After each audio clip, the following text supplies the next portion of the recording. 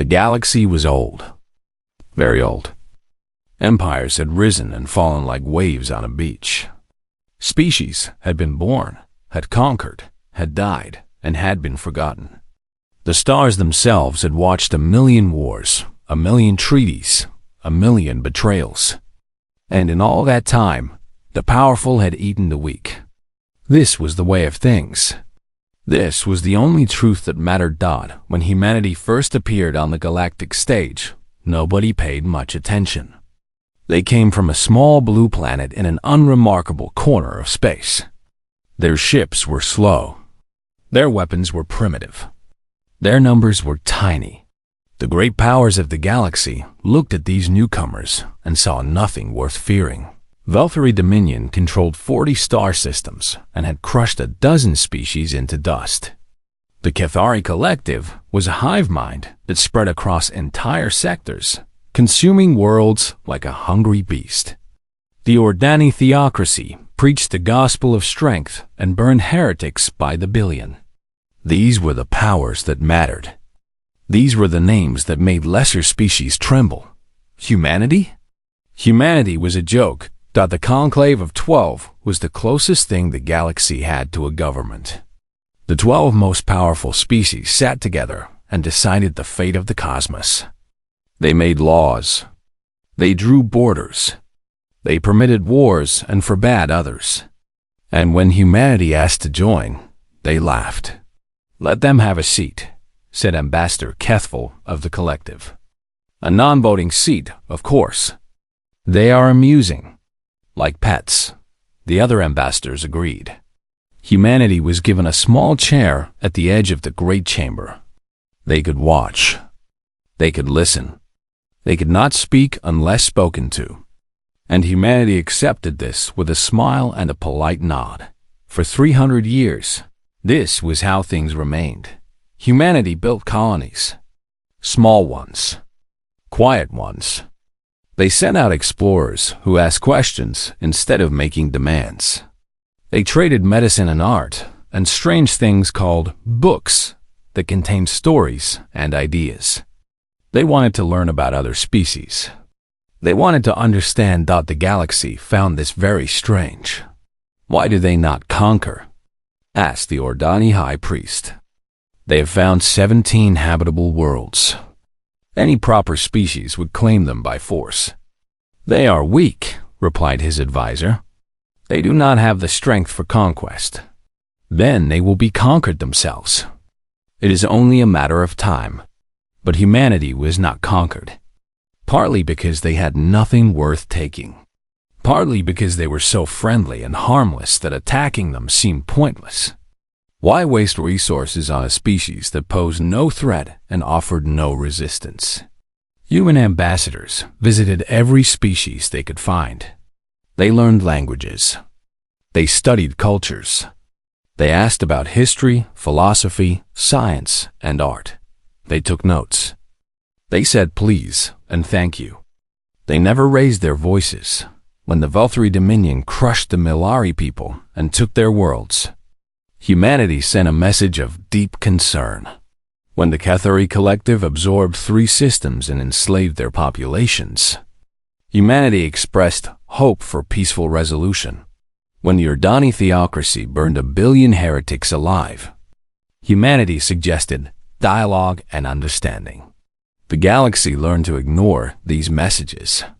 Humanity was a species of philosophers, dreamers, poets. They wrote beautiful things about peace and cooperation, while the real powers carved up the cosmos with blood and fire. They were like children playing with toys, while adults conducted serious business. "They weep over individual deaths," reported a Valkyrie intelligence officer. "I watched a human cry for an hour because a single crew member died in an accident. One death. One person. They are emotionally unstable and dangerously soft." This report was filed and forgotten. Humanity was not worth studying, but if anyone had studied them closely, they might have noticed something strange. Human ships traveled everywhere. They visited every corner of the galaxy. They mapped every star, every planet, every asteroid belt. They said they were explorers. They said they were scientists. And this was true. But it was not the whole truth. Human colonies failed at an unusually high rate. Ships would set out with great fanfare, and then communication would be lost.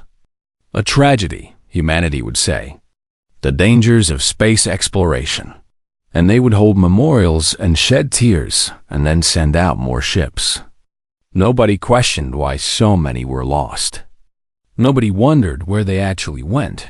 Human scientists asked many questions. About weapons. About shields. About engine designs. About military tactics. They said they were curious.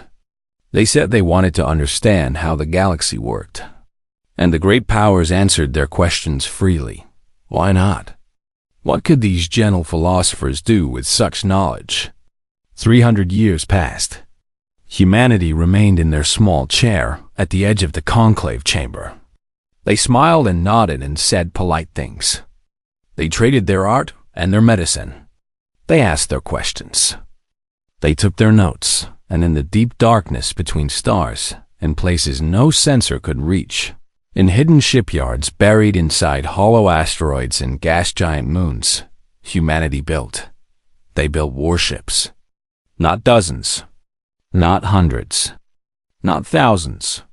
They built 200,000 of the deadliest vessels the galaxy had ever seen. They used every piece of knowledge they had gathered. They improved on every design. They created weapons that the great powers had never imagined. They built an armada that could burn the galaxy to ash dot, and nobody knew. Nobody suspected. Because who would suspect the philosophers? Who would fear the species that cried over single deaths and traded poetry for medicine? Who would imagine that behind those gentle smiles and polite words, humanity was preparing for a war it hoped would never come?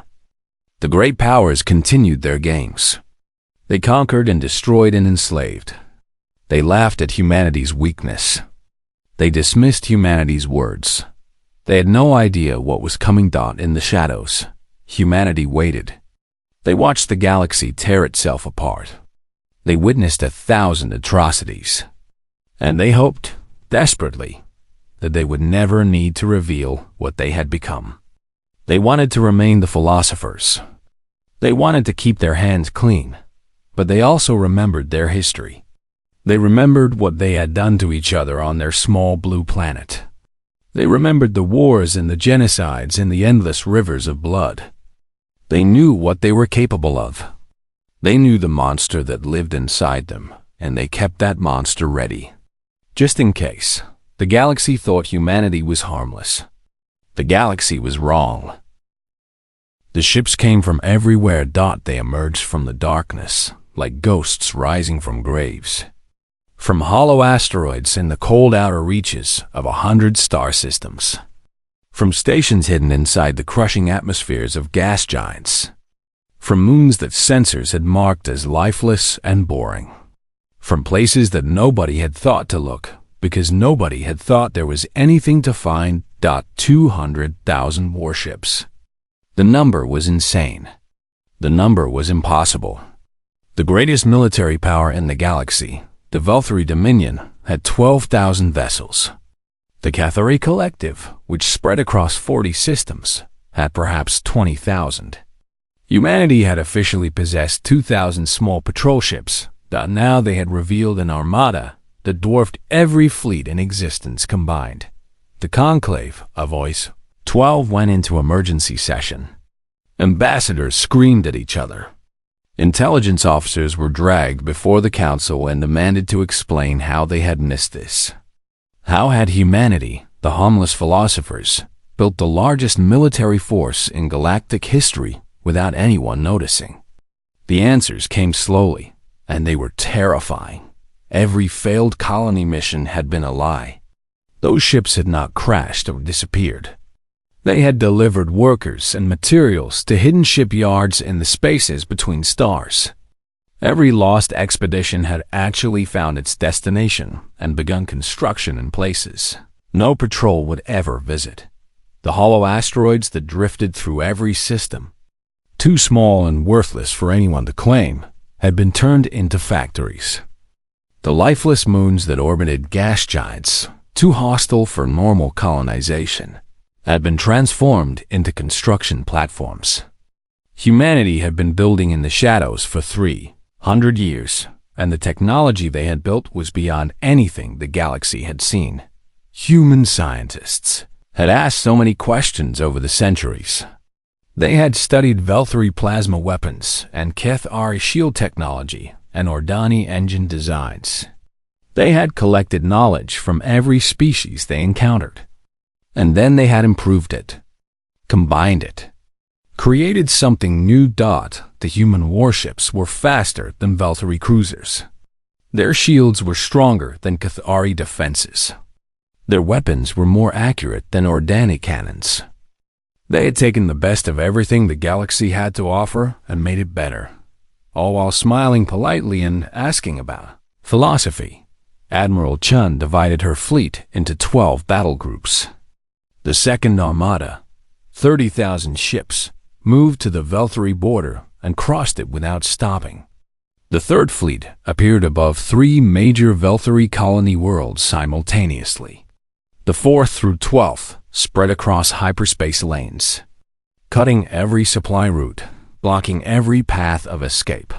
And the First Fleet, 70,000 warships carrying the banner of Earth itself, positioned directly above Velthar Prime. The homeworld of the Dominion. Archon Velthex received reports of the human deployment and did not believe them. He ordered his officers to verify. They verified. He ordered them to verify again. The numbers did not change. 70,000 warships hung in orbit above his world. His entire defense fleet was 600 vessels. The humans outnumbered him more than 100 to 1.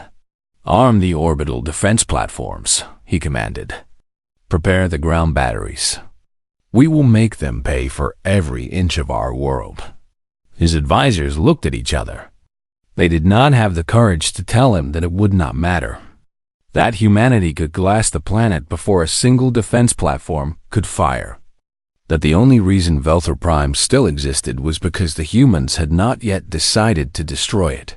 Across the galaxy, panic spread faster than light. The Kethari Collective immediately began recalling all ships to defensive positions.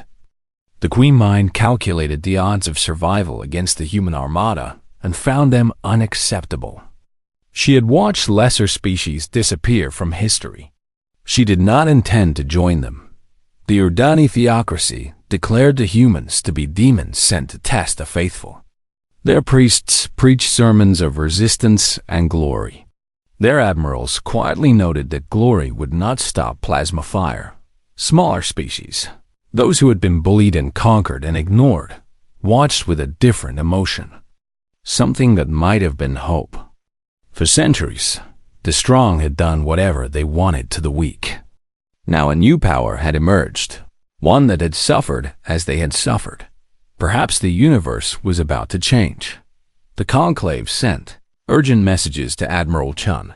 They offered mediation. They promised justice. They begged for time. Her response was simple. You had 300 years to create justice. You spent it watching children burn. Your time has run out. The human ships moved into final attack positions around Velthar Prime. Weapon systems powered up. Targeting solutions were calculated. 70,000 vessels prepared to do to the Velthari exactly what the Velthari had done to Terran's Hope. The planet below held 9 billion souls. Cities covered every continent. Families lived and worked and dreamed, just as the families of Terran's Hope had lived and worked and dreamed before. Plasma fire fell from the sky. Admiral Chun looked at the tactical display. One word from her would end it all. One command would turn everything below her into ash and glass. Archon Velthex appeared on the communication screen. His scales had lost their color. His voice shook. I surrender, he said. Completely, unconditionally. The Dominion is yours. Our ships, our worlds, our people, everything. Please, I am begging you. Show mercy. Admiral Chun studied him for a long moment. This creature had ordered the deaths of 40 million innocents. He had laughed when his officers reported the burning children. He had broadcast the destruction as a warning to the galaxy. Now he begged like a child. The galaxy watched and waited. Every species held their breath. Every sensor was trained on the human fleet. Every being with access to a screen watched the confrontation between the woman and the monster. What happened next would define the future of the cosmos. Terran's hope was beautiful. The planet had purple skies and silver oceans. Strange flowers grew in meadows that stretched for thousands of miles. Birds with 4 wings sang songs that humans had never heard before. The air smelled sweet, like honey and rain mixed together. 40 million humans lived there. They had built cities of white stone and glass.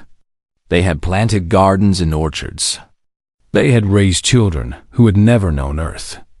Children who called this alien world home. Scientists studied the local wildlife. Artists painted the double sunset. Families gathered for dinners and watched the 3 moons rise. It was everything humanity had dreamed of finding among the stars. The Velthari Dominion saw something different. They saw a human world sitting too close to their territory.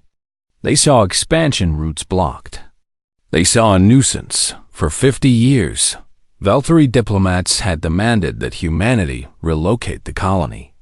They sent messages. They made threats. They warned of consequences. And humanity, as always, responded with polite refusals. "We mean no offense," the human ambassadors said. "We wish only to live in peace. Surely we can find a solution that benefits everyone." Archon Velfex was the supreme ruler of the Velthari Dominion. He was 9 feet tall, covered in armored scales, and had personally killed 6 rivals to claim his throne. He did not believe in compromise. He did not accept refusal.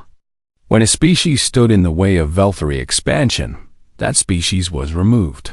He had done this many times before. The Milari had refused to surrender their homeworld. Now the Milari no longer existed. The Orvani had attempted to negotiate. Their cities were now Velthari military bases. The weak existed only to serve the strong. This was the law of the universe. Humanity would learn this law. 30 Velthari battlecruisers jumped into orbit above Terran's Hope on a spring morning. They did not announce themselves. They did not demand surrender. They did not offer terms. They simply opened fire. Plasma cannons melted cities in seconds. Orbital bombardment platforms turned mountains into craters. The beautiful white buildings became rubble and ash. The meadows burned. The silver oceans boiled. The colonists had no warships. They had no weapons that could reach orbit. They had only small security forces meant to handle local problems. They watched the sky turn to fire, and they knew they were going to die. Some tried to flee in transport ships. The Velthari shot them down. Some hid in underground bunkers. The Velthari detected them and burned them out. Some gathered their children and prayed.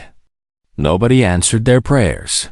For 6 hours, the Velthari fleet systematically destroyed everything on the planet. They were not rushed. They were not careless. They were thorough. When they finally finished, not a single human remained alive. Not a single building stood. The meadows that had once held beautiful flowers now held only glass. Created by heat so intense that sand and soil had melted together. 40 million people. Gone. The Velthari recorded their work and broadcast it across the galaxy. "Let this serve as a lesson," Archon Volfex announced. "Humanity has stood in our path for too long. They have been warned. They have refused to listen. Now they understand the cost of defiance." He expected fear. He expected submission. He expected humanity to crawl before the conclave and beg for protection. This was what weak species did. This was the natural order. For 3 days, humanity said nothing. Their ambassadors vanished from every station and every council. Their merchant ships returned to human space. Their communication channels went silent. The galaxy waited for the weeping to begin. They waited for the desperate pleas. They waited for humanity to finally accept its place. The great powers watched with mild interest. They are in shock, said the analysts. They are grieving. They have never experienced real loss before. Give them time. They will recover and return, humbled and obedient. On the 4th day, every screen in the galaxy activated. Admiral Helena Chun appeared. She was a small woman with gray hair and tired eyes. She wore a simple uniform with no medals or decorations. Behind her, a viewport showed stars. People of the galaxy, she said. Her voice was quiet but steady. 3 days ago, 40 million of our citizens were murdered. Men, women, children, families who wanted nothing more than to live in peace and watch their world's moons rise. She paused. Something moved behind her eyes. Something cold. For 300 years we came to you in friendship. We asked to learn. We offered to share. We believed that the galaxy could be better than endless war and endless cruelty. We hoped that if we showed you kindness, you would learn kindness in return. She shook her head slowly. We were naive. We were foolish. And 40 million people paid the price for our foolishness. The view behind her changed. A massive fleet appeared.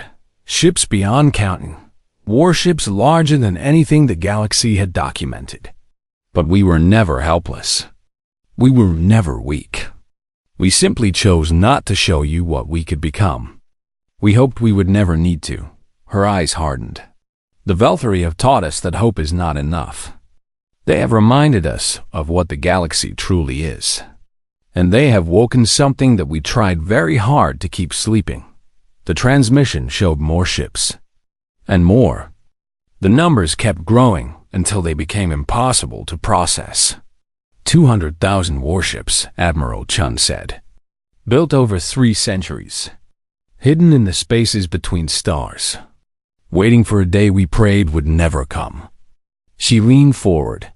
That day has come. And the galaxy will now see what humanity becomes when our children are burned alive while the universe watches and does nothing. The transmission ended. Across the cosmos, 100 species stared at their screens in dawning horror. They had called humanity weak. They had called humanity harmless. They had laughed at their poetry and their tears. They were not laughing anymore.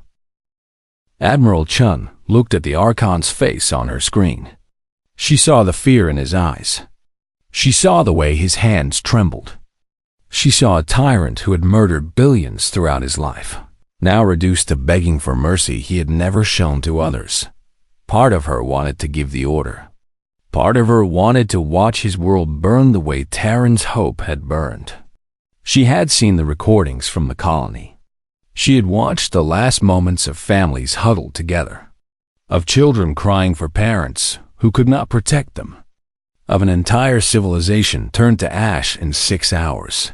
40 million voices cried out for vengeance. 70,000 weapons waited for her command.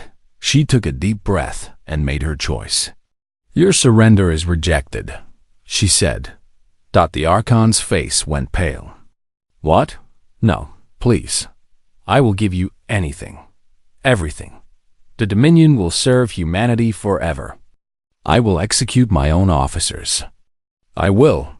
You misunderstand me, Admiral Chun interrupted. We did not come here for your surrender. Surrender is words. Words can be broken. You can submit today and attack us again in a century. We did not build this fleet to accept promises. Then what do you want? The Archon was shaking now. What must I do? You must learn, Admiral Chun said quietly. The galaxy must learn. And the only way to teach that lesson is through action. She gave the order. 70,000 warships opened fire simultaneously. But they did not target the cities. They did not aim at the civilians. Their weapons struck with surgical precision at military targets only. Shipyards exploded in balls of silent fire. Defense platforms shattered into fragments. Weapons factories melted into slag. Every military base on the planet, every barracks, every training facility, every ammunition depot was identified and destroyed. The attack lasted 12 hours. When it ended, the Veltari Dominion had no military left. Not a single warship. Not a single weapon that could threaten another world. Their ability to conquer had been erased from existence, but their cities still stood. Their civilians still lived. 9 billion souls watched the fires burning where their military had been, and they realized they were being spared. The other human fleets moved through Veltari space with the same precision. Every system, every colony, every outpost was visited. Military assets were destroyed. Civilian populations were left untouched. In 1 week, the Dominion was reduced from the greatest military power in the galaxy to a collection of defenseless worlds. And then humanity stopped. Admiral Chun broadcast a message to the entire galaxy. Every species, every world, every station received her words. "We could destroy you," she said. "All of you. Every species that laughed while our children burned. Every power that watched and did nothing. We have 200,000 warships. You cannot hide. You cannot run. You cannot fight. If we wanted extinction, we would give you extinction." She paused, and her voice softened. "But we do not want extinction. We have seen enough death. We carry enough grief. We did not build this armada because we love war. We built it because we love peace, and peace sometimes requires the strength to defend it." The camera showed her face, tired and sad but determined. "The Veltari murdered 40 million of our people. They deserve to burn. By any measure of justice, they have earned annihilation. But if we destroy them, we become what they are. We become another empire of conquest.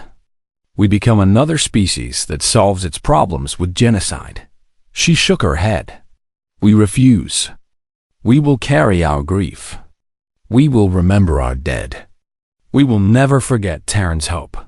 But we will not let the Veltari turn us into monsters." Her eyes hardened. "However, let this be understood by every species in existence. Humanity's patience has limits. We showed you kindness for 300 years, and you taught us that kindness alone is not enough.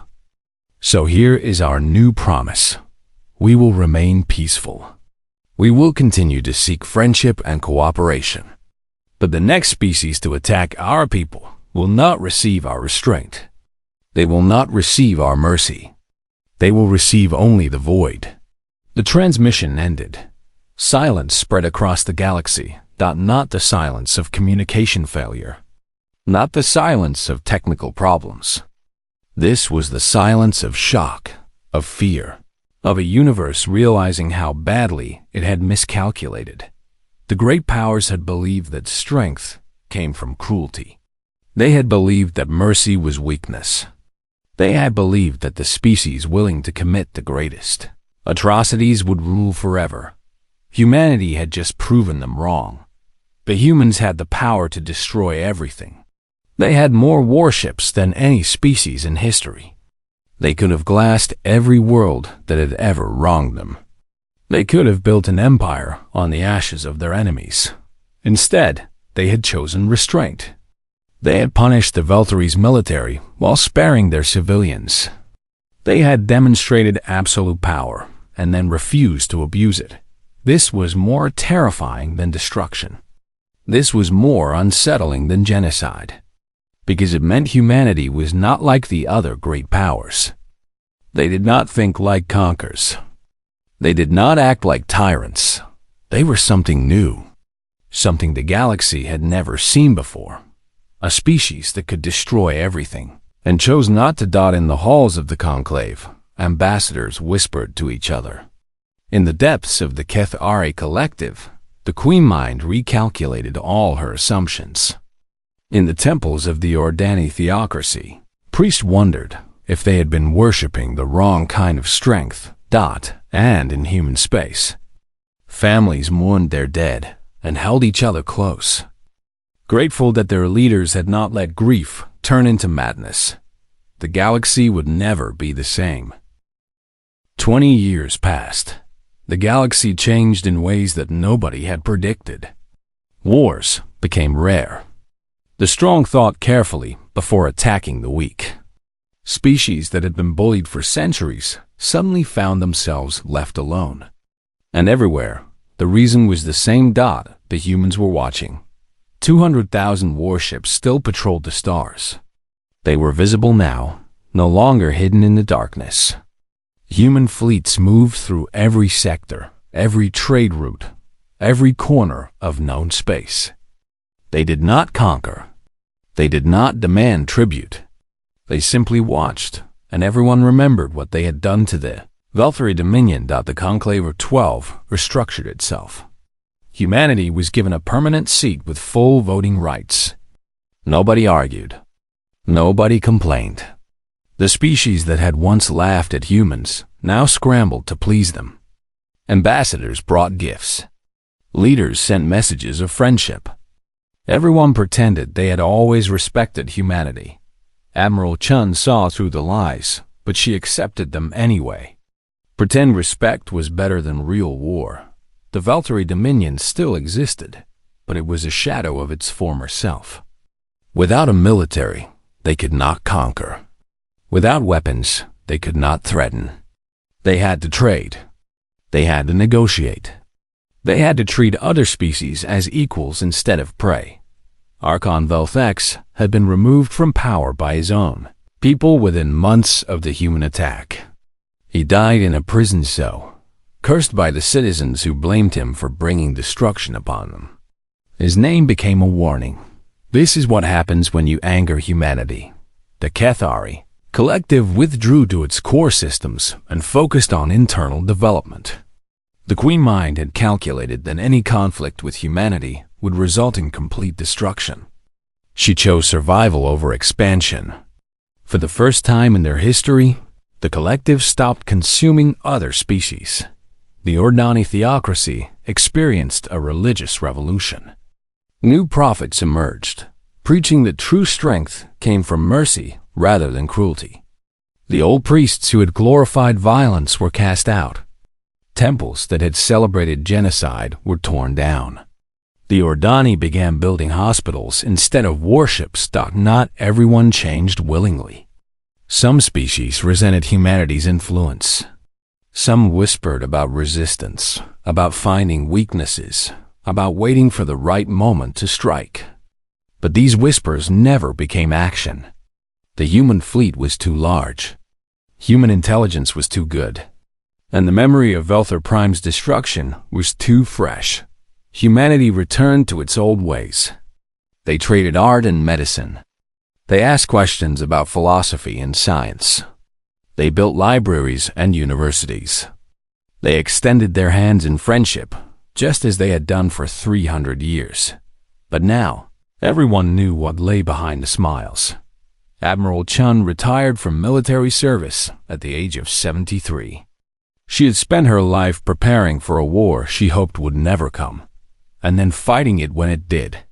She had given orders that killed millions of Velthari soldiers. She had chosen restraint when vengeance would have been easier. She was tired. A HFY historian visited her in her final years. He was writing a record of the great change that humanity had brought to the galaxy, and he wanted to understand their philosophy. "You pretended to be harmless for 3 centuries, he said. "You built the greatest fleet in history while talking about peace and poetry. How do you explain this contradiction?" Admiral Chun smiled. It was the same smile that humanity had worn throughout their history among the stars. "There is no contradiction," she said. "We truly believe in peace. We genuinely want friendship and cooperation.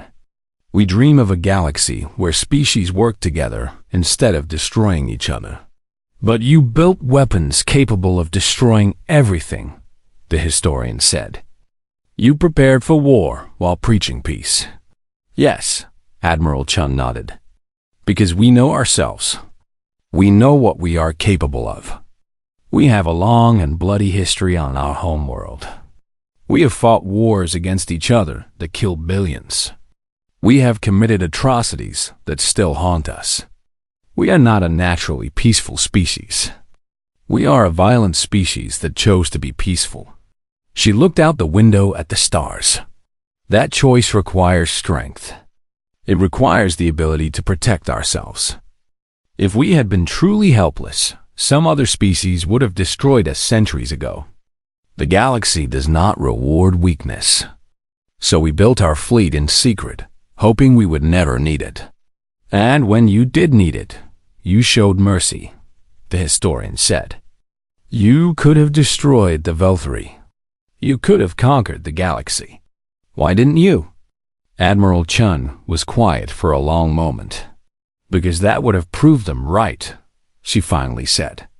The great powers believed that the universe belongs to the cruelest. They believed that kindness is weakness and mercy is foolishness. If we had destroyed the Veltari, we would have become just another cruel empire. We would have justified everything they believed. She turned back to the historian. Instead, we showed them another way. We showed them that you can have power without abusing it. You can have strength without using it for conquest.